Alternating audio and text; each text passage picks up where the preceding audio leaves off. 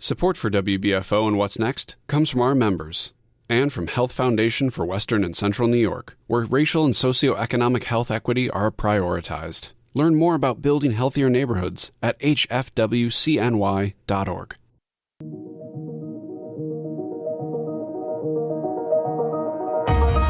I'm Jay Moran. I'm Bridget Jaipal Valenza. I'm Thomas O'Neill White. We need to get together and let our voices be heard. This is What's Next, a dedicated hour to have important conversations about the issues facing the marginalized and underrepresented communities of Western New York and Southern Ontario. If we're going to have some real healing, we've got to have space to tell some uncomfortable truth. What's Next continues our mission to discuss race, equity, and the common concerns of Buffalo's East Side and beyond. The suburban area, everywhere, we must work and teach our children. Good morning and welcome to What's Next. I'm your host, guest host for today, Ryan Zunner, joined by reporter with WBFO as well, Alex Simone. Good morning. And our guest today, architect James Baptiste. Thanks, James, for joining us. Good morning, Ryan. Good morning, Alex. Thanks for having me. And we're going to have a really important conversation today on the Turtle Building and its importance to the local Native American community and efforts to save it. First, before we dive into that conversation with James, we're going to start out with a piece that Alex put together, sort of overviewing the Turtle Building and what that means in some of the recent efforts underway. For WBFO News, I'm Alex Simone. The Turtle Building in Niagara Falls has been touted by many members of the local Native American community as an important cultural landmark. But the significance of the building and the surrounding area goes beyond the confines of a concrete structure. The Turtle Building isn't just significant to the Haudenosaunee as a convention center. The entire area of Niagara Falls is an important part of the Six Nations culture and history.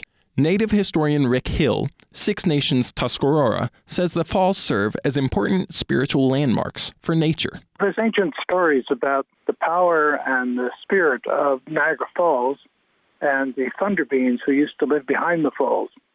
They're the ones that would bring the spring rains, but they're also on a universal battle with these huge serpents that live in the waterways. And so they're constantly trying to chase those serpents away because those serpents are trying to destroy our lives. When you go to the falls and look at it with that kind of lens, you realize what a powerful thing nature is.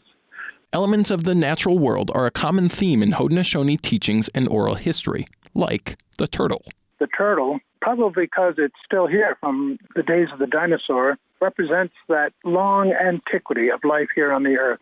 But also there's a sense of renewal attached to that. So when you think about that, then the turtle or the earth on its back represents ever-growing life, constantly regenerating. Sean Wilson, president of Native American Community Services Board, says in terms of the Turtle Building, its own origins increase its importance. It's important to point out that it was an indigenous architect, Dennis Sunroads, that designed the turtle, or that was the architect behind it. And if you look at all the architects in the United States, less than 0.5% are indigenous. So we really don't have many buildings designed by indigenous architects in the United States. So the fact that you have a indigenous architect that designed the turtle, that in itself is something that the community should be rallying behind. Hill says he helped with the turtle when it was being built decades ago. So seeing it vacant for so many years is difficult. Vision. It was a great hope that by using the turtle as a symbol, we could create an international showcase for indigenous art and culture and performance, and it took off that way. Unfortunately, its life was short-lived. It was so sad that it couldn't continue and achieve what it did. However, while it was there, it was really spectacular. It really did what it intended to do. It brought people together. They saw a whole new way of looking at indigenous life and art. Wilson says one of the biggest factors in reopening the turtle would be determining how to avoid roadblocks that doomed it the first time. He says pursuing a second go-round means securing a consistent revenue stream. Open, what's your revenue source? And we've had a few roadblocks there. So we've reached out to Niagara Falls for the blueprints. for this building. And, it appears that they left the building at one point in time and just never came back. Things like that are critical because you're going to need to know the blueprints so that you can establish the number of attendees that you can have in there. Once you can establish all of that, then you can work up your models on revenue of how many events are you going to have. One of the last remaining hopes to preserve the building is getting it declared a state landmark. While local landmark designation was voted down earlier this year, the turtle does meet criteria for state landmark application. There's more efforts continuing to get it onto like a state registry, national registries, and so on. But it ultimately is going to come down to the ownership of that building. So the owner would have to complete steps to preserve that building. Niagara Falls Redevelopment, who owns the building, previously has declined requests for comment, instead pointing to a copy of its letter to the Niagara Falls City Council from February. NFR claims in the letter that it would be open to negotiations, but did not feel that a financially viable option was presented from the indigenous population. For WBFO News, I'm Alex Simone. And this is What's Next on WBFO. Again, I'm your guest host for today, Ryan Zunner, joined by reporter Alex Simone. And our guest in studio right now, somebody who knows a lot about what you just heard about the Turtle Building in Niagara Falls, James Baptiste. James is a member of the Tyondenaga Mohawk First Nation, a few hours outside of Toronto. And part of that, what you heard in there, less than 0.5% of architects in the American Institute of Architects are indigenous, and James is one of them. James, thanks so much for joining us today. Thanks for having me again. Yeah, it's quite an honor to be involved with this project that was designed by a Native American architect that's still standing, while being one of the few Native American architects that are in the country, and maybe the only one in New York State or one of a small handful that are actually practicing. Yeah. Talk about how you got involved in this latest effort to save the turtle and bring some life back into it. What drew you to the project? The Village of Lewiston needed another member for their Historic Preservation Board, and they typically want to have somebody from the village. I live in the town of Lewiston. They couldn't find someone available in the Village of Lewiston, so they expanded their search to the town of Lewiston and immediately came up with my name and gave me a call. The mayor gave me a call and invited me to be a part of the board. And at my first meeting on the board, they just had a statement of activities that were coming up soon that people on the board might be interested in, and they mentioned the Friends of the Turtle, and I just, of my own volition, said, oh, that sounds like I'd like to go see that. So I just walked into their meeting, their next available meeting, and when they found out that I was a Native American architect, they just were so glad to have me there for all the things that I could possibly offer to their group. Mm. Yeah, and as you mentioned previously in discussions with us, one of the ways that you're already seeing that is that you recently were able to acquire the original, or at least the digital blueprints for the Turtle Building, right? That's right. So we've been trying to get paper copies for some time, and they're just unavailable because of the date. We called former contractors, other sources that we could think of to go get those drawings, and fortunately, Carl Skopinski found that they were digital copies or paper copies were housed at the University of Minnesota, and reached out to them, and that they gave us a price to scan those drawings and provide them to us digitally. So my company paid the invoice yesterday, and they're going to email me in 5 to 10 days and send me digital copies of all the original construction documents for that building. Mm-hmm. And diving into why the turtle is so important to the Native American community, we talked before we went on air about that sort of I don't want to say breakdown of the differences between Native Americans growing up in urban environments and on the reserve, but it seemed like the turtle, for its time in existence through the 80s and into the 90s, was that center meeting point for so many in the Native American community, no matter where you lived. If it was Six Nations, up in Tyondenaga, wherever, it was that centerpiece for Native American thought, for art, all those things. That's right. My sons used to go work at a Salvation Army camp every summer, and during the middle of summer, exactly in the middle, they would bring back home with them 30 international other workers who were serving at the Salvation Army, helping take care of kids. They were camp counselors, if you will, and they were from all over the world. And when they found out that we were Native American, they would say, we didn't know Native Americans existed anymore. We just saw them in movies. We thought they were just part of history.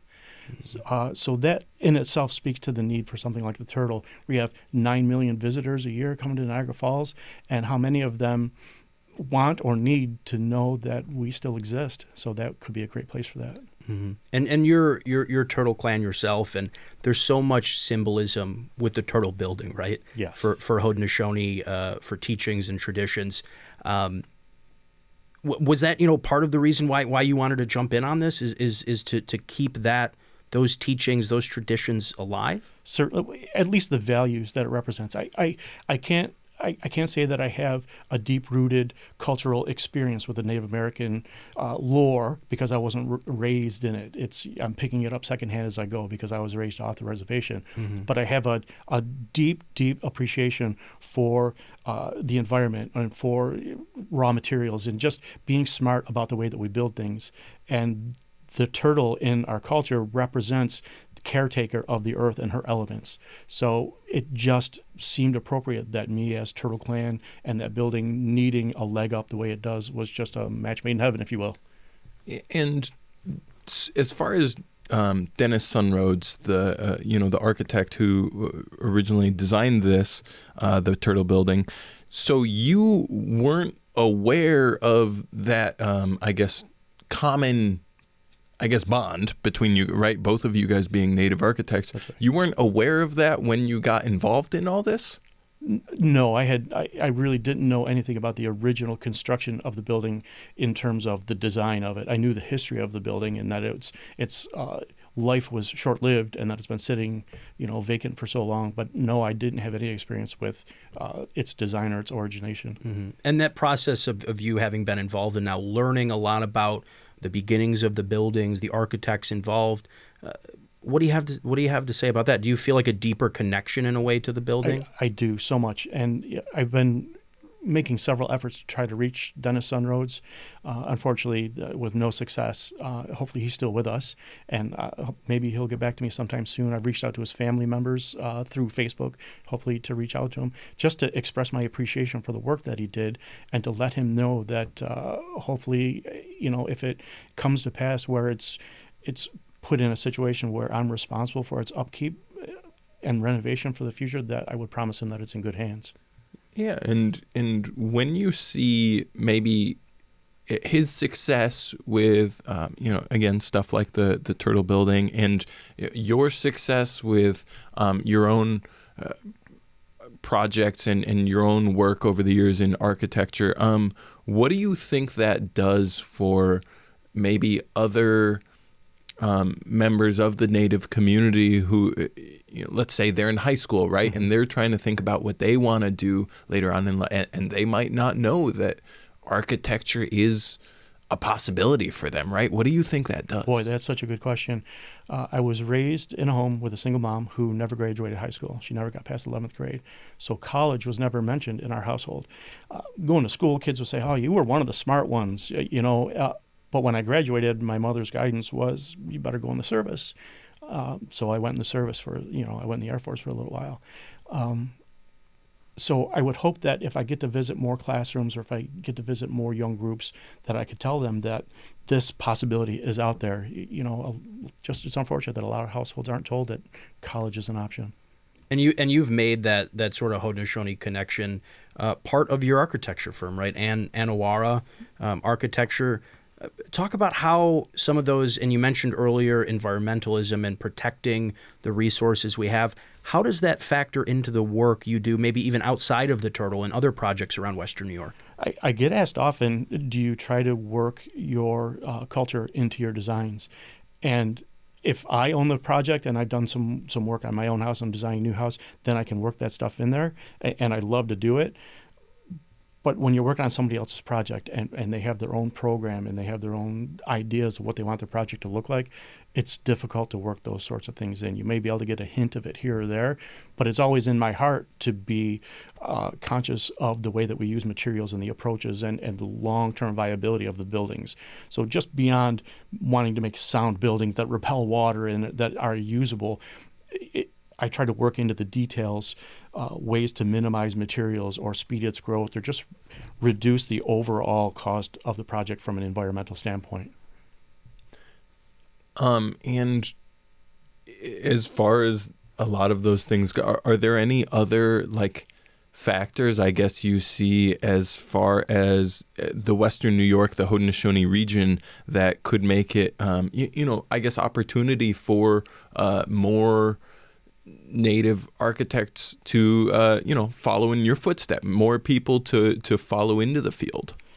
I think that the Turtle, if and when it becomes a successful project and becomes a center for our culture, that more people will come visit. Hopefully more people from our culture will come visit it, and that means more young people. And then they'll have the opportunity to see the building and appreciate the building.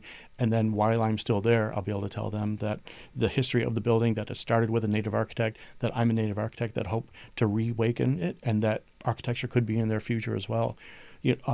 Being that there's less than 0.5% of all architects that are Native American, I would love to see that change, because in our culture, we have so much to offer in terms of architecture with our appreciation for nature. Yeah, and I mean, you think about, the Haudenosaunee and longhouses being, a main form back in the day of dwellings you see out west, right, with the pueblos and things like that. I'm interested to know, when you're in architecture school and you're learning these things, when American culture is taught, is the Native American lens, is that introduced in education at all for architects?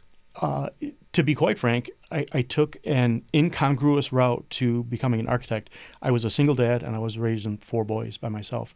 So when I first went to college, I went to NCCC and learned how to do CAD drafting, just so that I could get a job in an office somewhere. And I worked as a drafter for a very, very, very long time for several different firms. And then once my sons started to grow up and move out, went in the service. One of my sons is an officer in the military. So once they grew up and started to move out, it provided me the opportunity to extend my education. So then I went to UB, and the quickest route to a bachelor's degree was a bachelor's in arts of environmental design, which is environmental planning. So I took that route just to get my bachelor's degree so that I would be eligible to take the exam to be an architect. At that point, I had 20 years of experience in architecture, running architecture offices at different places, but not having my license yet. So in order to become an architect, I needed to get a bachelor's, and the environmental design was the quickest way. I also got a minor with distinction in architecture. That means I got all 4.0s on my classes that were in architecture. So I really didn't get exposed to the studio environment and all the architectural teaching that people typically get that go through that program. Mm-hmm. Do you see that as maybe an advantage as far as, like you mentioned, as far as preservation and minimization of using more resources than you need to, that kind of thing? I was fortunate that I worked for several developers, and developers are watch every penny just by nature. That's how they make their money, because they do volume. And you're not necessarily rewarded, but it's appreciated when you can offer details in your designs that save on material costs and make the build easier. So I grew up professionally in that environment, and that helped me move forward, and it lended itself to my appreciation for the environment through my Native heritage. Mm-hmm. And that effort to save the turtle, I mean, right now that's kind of where you guys are at, right? Just getting sort of the draft documents, grassroots efforts like making T-shirts and selling those, the candlelight vigils. Talk a bit about what you've seen out of some of the other people involved in this group, and you guys as a whole on what you're trying to do. We just had elections, like informal elections last night. So we just formed a board last night where our bylaws are just getting written. So while it's passionately been undertaken for a couple of years by Carl and some others, it's really becoming a formality now. All the things are getting in place so that we can start actually taking in donations, because mentioning the drawings that I had to pay for, eventually the turtle would like to purchase those from my business, so that they're the owner of those drawings, but that requires money. So these little fundraisers, NACS is going to allow us to start taking donations through NACS, and then we can pay for things like that, pay for things like the Candlelight Vigil, and then get bigger from there. Mm-hmm. And what's it like to have everyone working together, coming from these so many varied backgrounds, right? Whether it is, again, you coming from, like you said, you have ties back to the Mohawk Nation, but also like not growing up with that history as much. And I know Sean Wilson of Native American Community Services is coming from the Cayuga Nation, and I believe one of your members I spoke to recently is from one of the Navajo? Yes, thank you. Yeah, from the Navajo And we Nation. also have a member who is from the Seneca Nation. Yeah, and so like, and then also you just have community members, right, who have no ties to the Native American community beyond that they want to help out, right? And in my observations too, it's people have different connections to the turtle, right? Either maybe they were working there when it was operating, maybe they were a young child and going there with their family. Maybe they just heard stories from older relatives about it and they themselves weren't alive to experience it. And they're all bringing those perspectives together. And for you, it's, partially about, in, I guess, recent times, learning about your Native American heritage and getting involved in this process with other people at different ends of the spectrum there. I wish that I had been involved in it sooner. But having only gotten my license 6 years ago, I think this is the exact time for me to be involved in it. And a group of such passionate people that's becoming so much more diverse now, it's really taking off.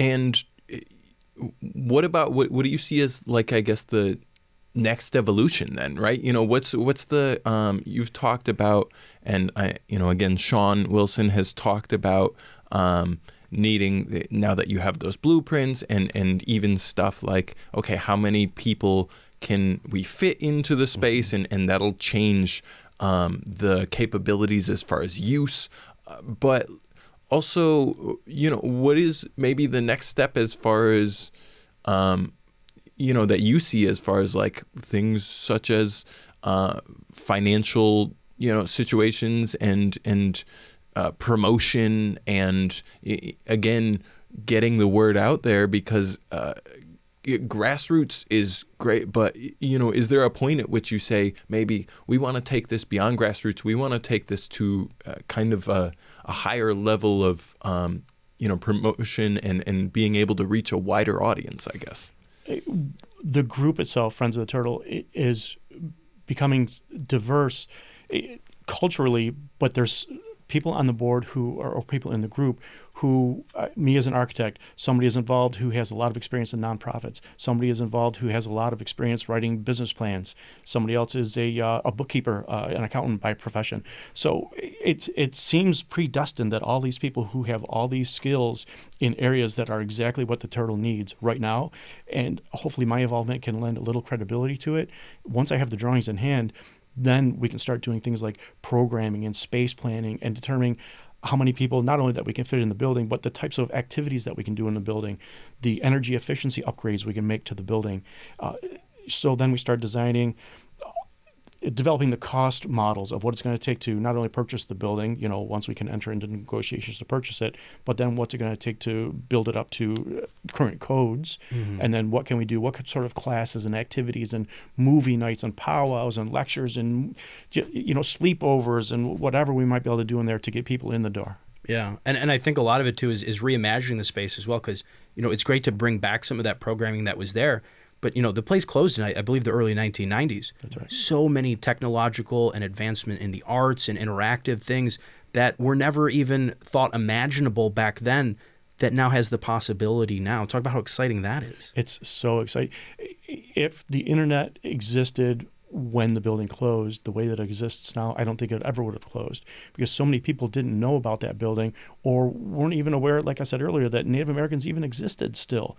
So if the internet had existed and our reach had been out there, the building wouldn't have closed. But I feel now that we can offer the building online to people to let them know that it exists and bring attention to it and get people in the door and just make it available to everybody, not only as a service point to the Native American community who may need to go there for service. We want to be a place of service for our community, but also to save our traditions and to share them with the world. Yeah, and the center point, you talked about that world perspective.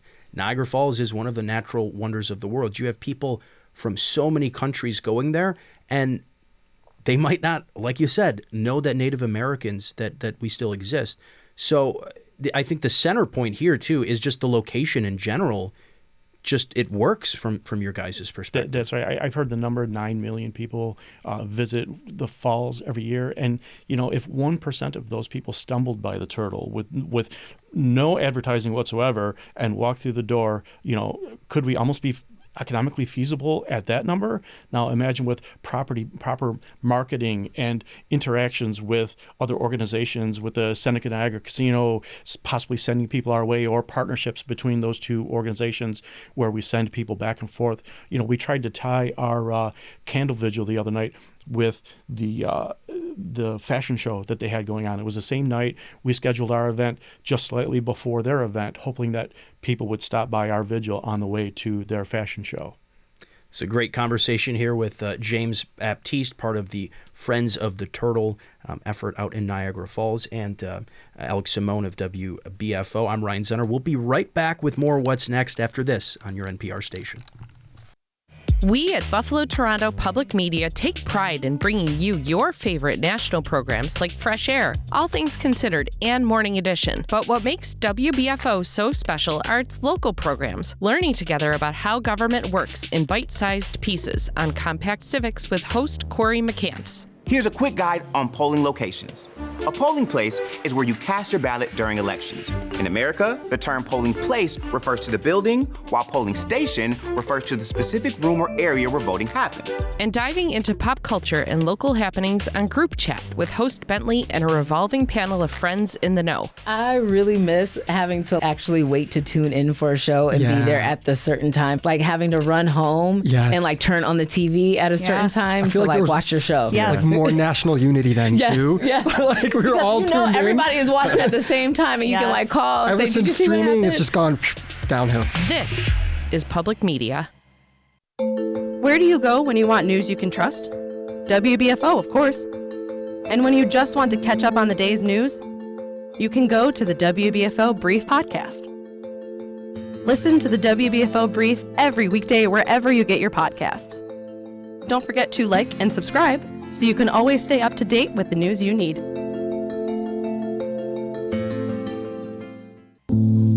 Did you know that WNED PBS is always working on great new local shows for you to watch? Documentaries like Kleinhand's Gift to Buffalo, which tells the story of Buffalo's music hall. The hall is very intimate, and that intimacy makes everyone who comes in here feel a part of our family. Fun and educational series like Compact Science. Believe it or not, peppers are technically fruits. And Shakespeare's greatest hits, featuring some of his best-known soliloquies and monologues. We are such stuff as dreams are made of. You can watch them all on our website at wned.org/local shows. While you're there, check out the show pages and mini websites for additional content such as bonus features, photo galleries, and lesson plans. Find it all at wned.org/local shows. You're listening to What's Next, our place to discuss the important issues of our communities of Western New York and Southern Ontario. We want to hear from you. Click on the Talk to Us option in the WBFO app, and we will work to get your questions or comments on the air. Do you have a story or concern that we should be addressing? Email us using whatsnext@wbfo.org. Together, we'll have the conversations that are needed. This is WBFO, your NPR station. Welcome back to What's Next. I'm Ryan Zunner here, joined with guest host Alex Simone, and of course our guest today, James Baptiste, one of the less than 0.5% of architects in that is indigenous in this country. Great to have you join us here, James. Thank you so much. I appreciate it. Yeah, and great conversation earlier about a lot of things about the turtle and sort of your efforts. We want to kind of dive into your background as well. You talked about you didn't really learn about your Native American heritage till later in life, and now here you are involved in a project that is so impactful to so many in the Native American community, and a center for a place, the Turtle, where a lot of people can connect with that culture and family and history and so many things. That's true. It's very sad in my heart that I didn't grow up with the culture that I feel that I should have. Growing up, I didn't learn that I was Native American until I was 18 or 19 years old. Yeah, I was raised by my mom and my adopted father, and my adopted father passed away when I was 10 in a motorcycle accident. So growing up, I thought, well, I was just living with a single mom, and eventually I learned that I hadn't met my father yet and that he was Native American. So when I graduated high school, I met him for the first time and found that his parents were from the Tyendinaga Indian Reserve, and that I have part of that lineage, and then hoped someday that I would be exposed to that. So I've been kind of picking up the culture secondhand, being raised off the reservation. So I've never lived on a reservation or a territory and learned that culture. Certainly an expansion of your family to the nth degree. I mean, when you're involved, especially in these projects and getting to know people, you know, they're distant cousins, they're a friend of one of your relatives or something like that. Does something like this connect you even more with that culture, with your efforts with the turtle? It sure does. I've had so many fortunate opportunities now. So we do tabling events as Friends of the Turtle. So we'll set up our table and go to different events to try to let people know about our effort, whether that's something going on at the Tuscarora Reservation. You know, they had a bake sale and a community event. Or I just went out to the Rickard Farm a couple of weeks ago for a corn husking bee and sat around and husked corn for 2 days for 4 hours a day and talked about the turtle and all. But it was an opportunity for me to learn more about my culture and interact with the people that I should have been interacting with for all that time. And it was just good for my soul. It changed me every day I was there. Yeah, it learns your brain, or you learn stuff through your brain, learn stuff through your soul, through your heart. Yep. With the turtle, is that kind of the hope that this place turns into that sort of center for the Native American community, for the outside community, for international community? If you grow up off the reservation can feel like it has its back turned to the rest of the world, because frankly, it feels like the world has forgotten about Native Americans. So why wouldn't it kind of turn its shoulder to the wind? And it can be a difficult environment to work yourself into. Fortunately, now I have this connection and I can interact with people who I should have been interacting with for a long time. So if we can provide an opportunity with the turtle to be a place where people who share our lineage but don't have contacts on the reservation, where they can come and experience some of that at the turtle, that would be phenomenal. I would love to have a place like that to go myself today. Yeah, and for you, like it's really all about like spaces, right? For Native Americans to exist, to grow, to flourish. You're part of a small percentage of Native American architects, and there's probably a small percentage of spaces in urban environments for Native Americans to have that sense of community, because you can't just be cast off to the reservation, right? And you mentioned about that sometimes it feels like it's purposely cast off in a way. The location of this being in that sort of urban environment, it could kind of spread culture in a way. That's what I'm hoping. There are so many elders that have that culture to share, and it's often been an oral tradition. Obviously with technology, we're getting much, much better about saving that culture, but having a place to share it is the important thing. And getting it shared in person is so much more valuable than getting it offline. I can go online and I can learn a little Mohawk language, or I can learn a couple of stories, reading something. But to have somebody sitting there in front of me and having sort of a faux fireside chat in the middle of the turtle could be a life-changing experience for some young person. Yeah. And especially, like you said, with this lack of Native architects, right? Just according from what I've seen from a statistic from the American Indian Council of Architects and Engineers, they list that there are fewer than 50 licensed architects who are enrolled members of a nation. That's right. And they estimate around 300 with Native American lineage who are not enrolled with one of the nations. So I guess, have you, in your personal lives, in your interactions, have you seen any indications that maybe those numbers are improving? Is there, I guess, I don't want to say any hope, but like, is there any, I guess, is there any inclination or not inclination, but is there anything you see where it's like, yeah, this is trending in a positive direction. It might be at a lower level now, but it looks like it's going somewhere good. Yeah, and I wonder if like infrastructure investments seen on native territories, if that helps those numbers at all? I wish I had a clear answer for that question. Part of it, just by statistics, you have to look at what percentage of the U.S. population is Native American anymore, and how does that correspond to the number of architects that there are in the world. Becoming an architect is difficult. It really is. And if you already have hurdles in place, not being exposed to the potential of college educations and things like that. So I don't know if I could see it growing.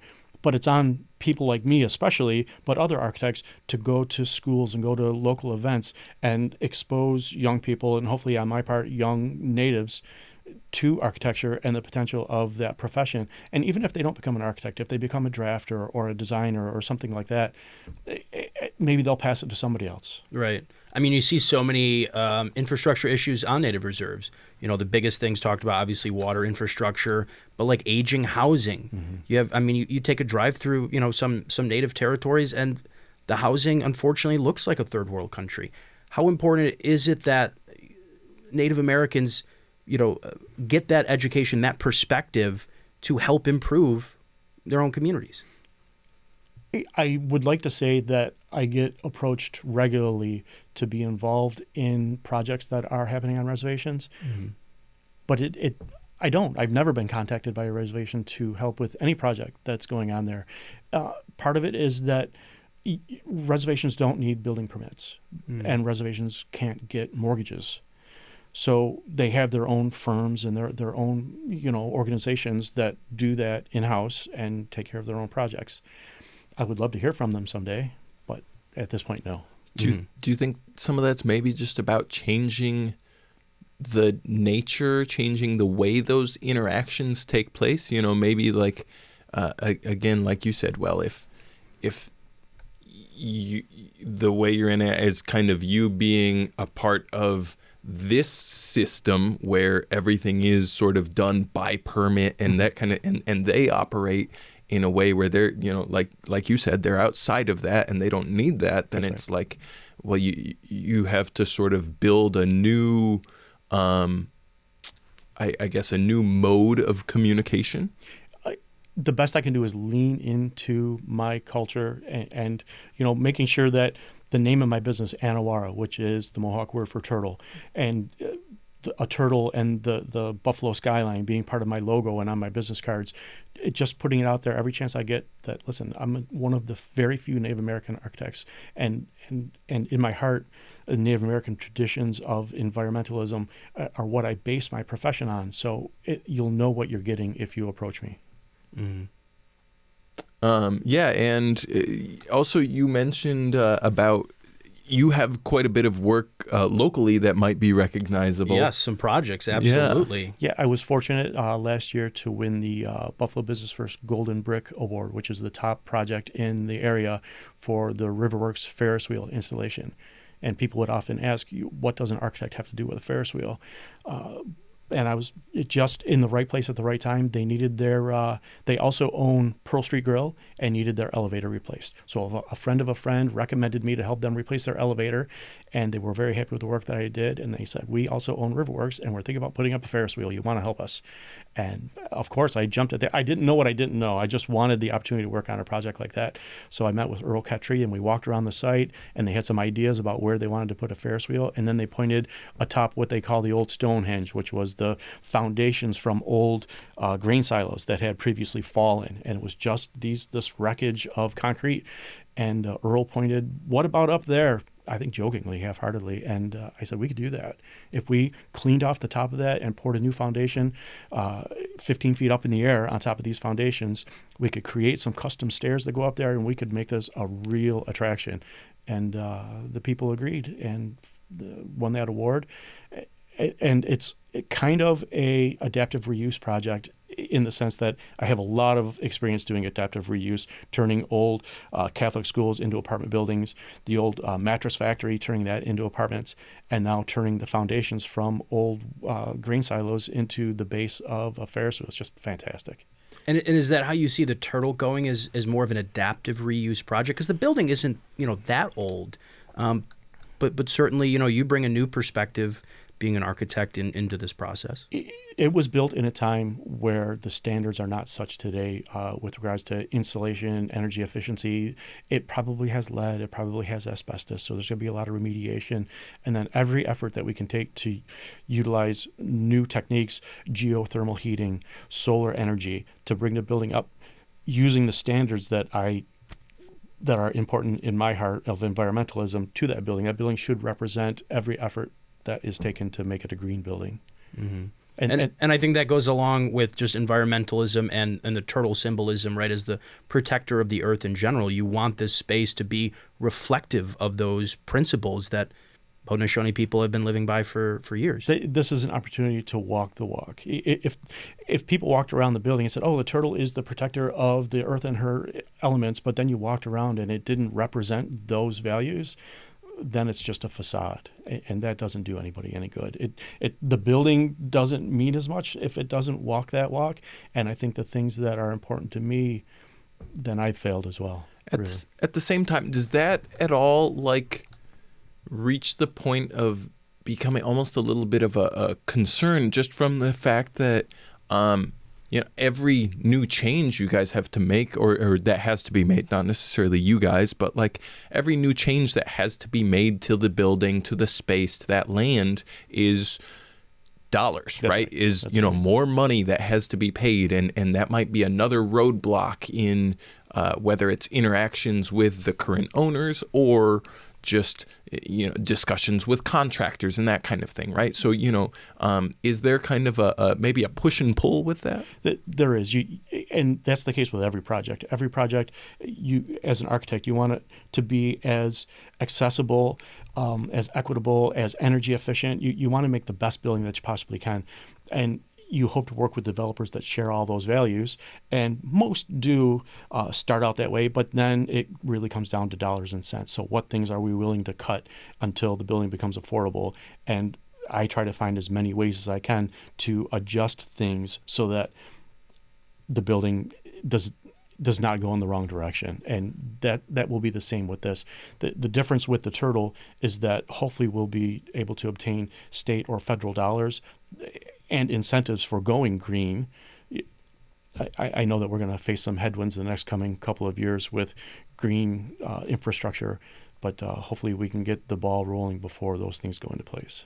Yeah, and like was mentioned in the story, the Friends of the Turtle were recently informed that they had the opportunity, had this building met the guidelines for application for a state landmark, right? It needs to go through the process, but the state said you have the opportunity to apply, right? Have you? Because there was that initial city denial, right, in the city of Niagara Falls. Exactly. So have you had maybe the chance to work on any buildings that you've worked on where maybe those were state landmark designation, or have you had in your educational studies, anything you've looked at as far as learning about what qualifies for state landmark designation and that kind of thing? We would go to local experts who specialize in the landmarking process, who have all the expertise in working with SHPO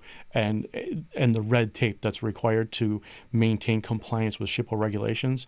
But then from an architectural point of view, it's our job to know what the design details that are required to be in compliance with SHPO in order for them to make the funds or tax credits that are available.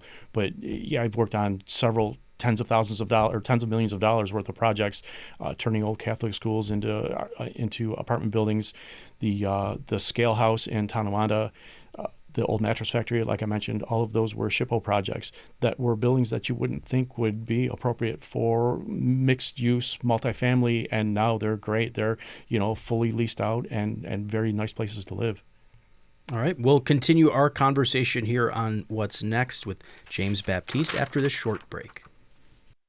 Our mission at Buffalo Toronto Public Media is to serve our local community And on WBFO, we do that by keeping you informed and connected to your community, whether it's by hearing from a local Black poet about what it was like to move from the inner city to the suburbs on What's Next. So that emotional change with that culture change combined let me realize that basketball and being physical wasn't enough. I needed a way to figure out my emotions. So the first poem I wrote in the cafeteria of Sweet Home Middle School was Outcast. Or it's exploring the East Side Garden Walk.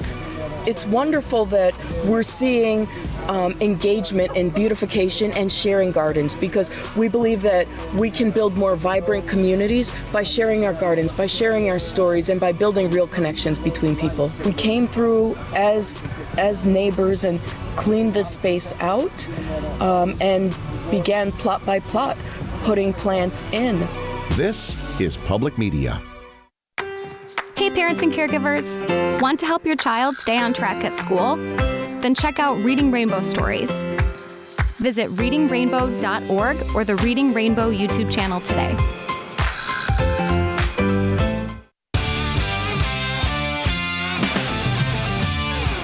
The best of Western New York high school football is on WBFO every Friday night. Buffalo Toronto Public Media has partnered with Western New York Athletics to bring you the play-by-play of all the great football action live every Friday night at 7 all season long. Listen to Friday Night Lights on 88.7 FM or streaming on WBFO.org and the WBFO app.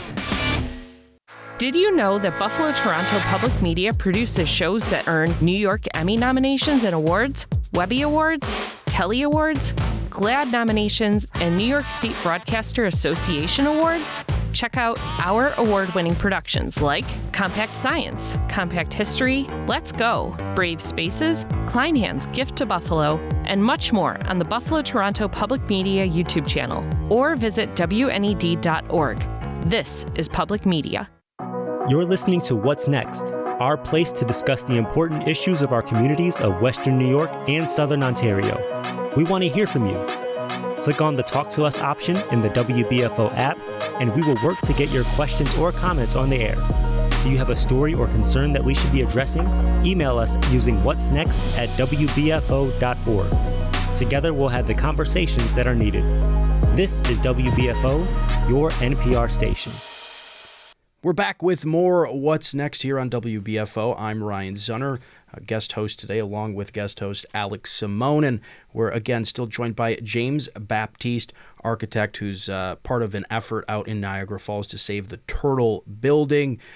James, thanks for sticking around with us here. I appreciate it. It's been so nice to be here today. Yeah, it's been a great conversation so far. One thing that we want to get into, right, Niagara Falls being right there on the, as many Haudenosaunee put it, the imaginary line, That's right?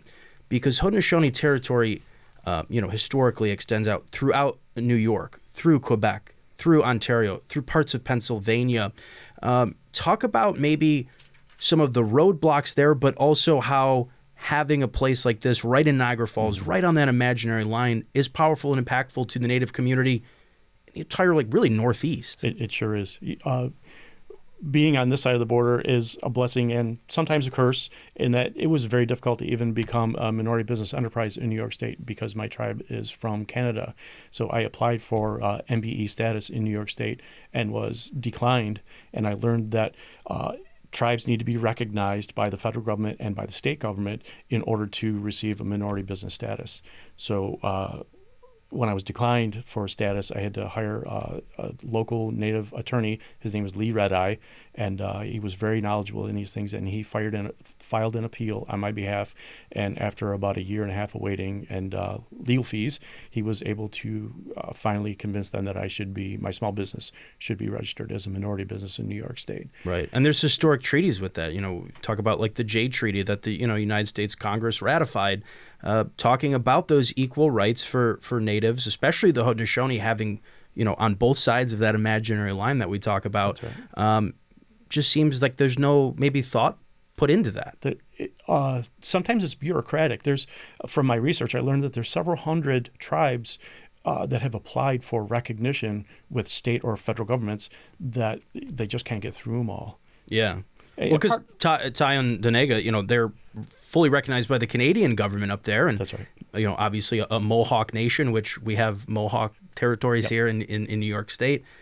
Yeah. You would think that if you had your tribal card, that if you apply for minority status, that your tribal card that proves that you've been approved as a member of that tribe, that they could easily say, okay, well, here, the state government would never ask an African American person, where's your heritage? You're just an African American, so here's your minority business. And there's no extra qualification to a female applicant to become a woman-owned business. You're just a female. So having that extra layer of proof required to be a Native American-owned minority business was insulting and disappointing, to be honest. Now, I mean, as difficult as you also did say, though, having worked on the River Works, right? You've now reached a point, though, where you've done some really recognizable things that people, especially around Buffalo, around Western New York, would look at and go, oh, yeah, I know that place. Yeah, that's so fortunate. And it's been a great source of advertisement for me and recognition. It led to me getting a contract recently with Erie County.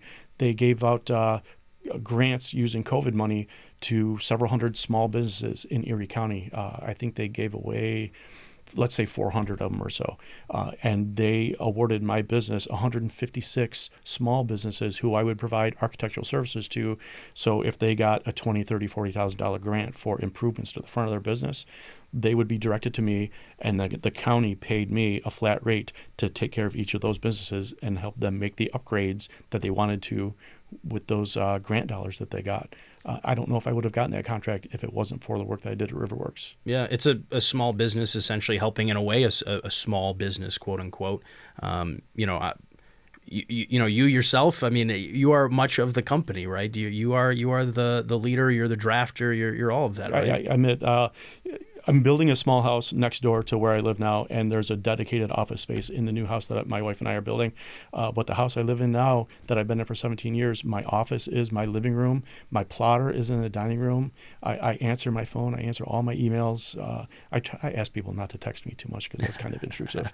But and hopefully I'll always be able to deal with it that way. Of course, I hope to expand, and I would love to hire young people. I would love to hire some young Native friends and teach them about architecture and give them a leg up in this business. Maybe they'll go on to be an engineer or an interior designer or something else, but I would love to be able to be in a position to give some opportunities like that. And how important is it to show that it's also not always going to be the glitz and glamour, right? It's not always going to be building this amazing feat of, human, development and construction. It's also, somebody's got to build the houses as well. Right. Somebody's got to, like you said, somebody's got to put in the elevator at the at the restaurant. Architecture is very often meat and potatoes. The first book I ever read when I was considering becoming an architect on the topic of architecture, it said, don't go into it if you're hoping to make a lot of money. And it's probably a good idea if you're going to open your own firm to have a spouse or significant other who has a steady income, because there are few starchitects in the world. There are few people whose names that you can really just out of thin air, it, and you say that name and everybody knows that name. The rest of us are taking care of the houses and the porches and the patios and the decks, and once in a while we get lucky and we get a Riverworks or the elevator at Pearl Street. And architecture like that ties in so much to the city's, how people view the city, right? I mean, you look right here in our studio, we have, City Hall, Art Deco, so many great examples of architecture that you can really learn history about just really by looking at it and looking how it's built. Is there the hope there with the turtle there saving that could be a symbol of Native architecture, of the hard work? In terms of symbolism, when you drive past the turtle right now, it's been whitewashed. In order to keep all the paint from flecking off, the current owner has gone on and just put a whole bunch of white paint on the outside. And it's symbolic for what has been done to the building and to our culture. And we would like to flush the color back out into that building and make it a real moment in Niagara Falls, if you will. Yeah, that's all my questions. Okay. There is so much connection that people have with the turtle. I remember reading one article that, tour bus drivers were going by and seeing you guys out there and giving you the thumbs up. There's that sense that people want something like this. They do. You know? There's some TV shows on now and some recent movies, even as far back as Kevin Costner in Dances with Wolves, there's a new appreciation for what our culture has to offer. And other than movies and TV shows or res dogs, where are people going to go to get the real culture? And I really want the Turtle to be that place. Mm-hmm. Alrighty, great. Thank you so much. James Baptiste, architect here, leading the charge along with a great group of people at Friends of the Turtle for the Turtle Building in Niagara Falls. James, thanks so much for joining us here on What's Next. Thank you so much. I really enjoy everything you guys do. Appreciate that. And for What's Next here on WBFO, I'm Ryan Zunner, joined here with Alex Simone as guest host on this episode of What's Next. Thanks so much for listening.